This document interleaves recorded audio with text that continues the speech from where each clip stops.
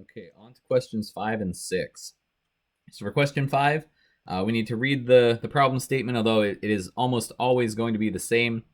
So start bit is a 0 bit, stop bit is a 1 bit. 1 bit is a low voltage pulse, 0 bit is a high voltage pulse. Again, the way we remember this is that, if we look at Snoop, like Snoop Dogg is high. So we can remember that zeros are high.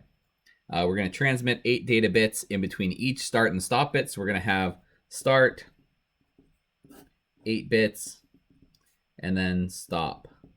If we have another one, we're going to have start, another 8 bits, and then stop as well. So let's start by labeling our pulses here. So again, 0 bits are high voltage, 1 bits are low voltage. So I'm just going to label in between each dotted line here. So 0, 0, 1, 1, 0, 0, 1, 0, 0, 1. There's some ones in between here, but we can really just label between the dotted lines on this problem setup. We can label some more ones if we really want to, but we're not going to end up using those. So then 0, 1, 0, 0, 0, 1, 1, 0, 0, 1, and then some more ones after that. So we're going to start by sort of labeling the start bit. We're going to have 8 bits, so 1, 2, 3, 4, 5, 6, 7, 8, and then we should see a stop bit. That makes sense because we sort of stop there and we don't have dotted lines anymore. Again, start bit, 1, 2, 3, 4, 5, 6, 7, 8, stop bit. So that makes sense. Next, we're going to read these in reverse order in each individual group of 8. So we're not reversing the characters. They still get sent one at a time between the start and stop bits, but they get sent in reverse order within those 8 bits. So we're going to read 0, 0, 1, 0, and then 0, 1, 1, 0. Nice thing that's a palindrome, so you can't mess it up. And then here, we're going to read 0, 0, 1, 1, 0, 0, 0, 1. Now we need to convert these from binary into hex. So I'm just going to read them in groups of 4. You may not be given this, but you can use the method where we have 8, 4, 2, and 1, and we're just reading the bits. So this is 1, this is 3, this is 4 plus 2 is 6, and this is 2.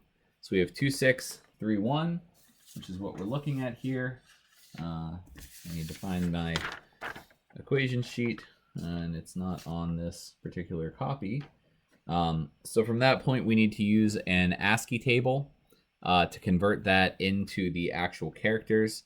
Unfortunately, I don't have that readily available here, so I won't be able to do that. But you would just look at the ASCII table at the hex conversions and then write down the characters that are shown in that conversion there. So we do want to see at the end of the day the actual characters that are transmitted, the ASCII characters. So we're using our ASCII table to translate that hex into ASCII characters. Okay. So next up, circle the words below that describe the communication above. So this is over a wire. If you see, it says you installed a device that monitors the voltages from keyboard to USB inputs. So we're assuming that this is on a wire, which means it is guided. It is 1 bit at a time, not multiple, so that's serial. Parallel will be multiple. Synchronous or asynchronous, since this has a start and stop bit, that means it's an asynchronous communication. If it didn't have start and stop bits, then it could be synchronous, but we don't really cover what those look like. So if we're asking you about this type of communication, it's going to be these exact answers. Unipolar, polar, or bipolar line coding.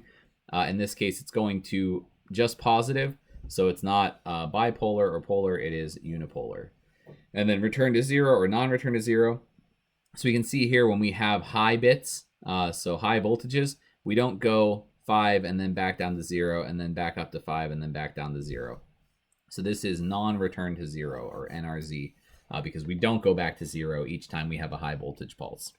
We only go to 0 when we have a low voltage pulse. Okay, so on to question 6. Answer the following questions about the network defense. So fill in the blank. Blank of information exchanged between routers is the fundamental vulnerability of the internet that allows many of the cyber attacks to occur. So this is inherent trust because that is the major vulnerability in this section of the course, that routers inherently trust the information that they're given, which means that they're going to be very trusting of the information coming in and not sort of double check to see if this is a reasonable thing to do.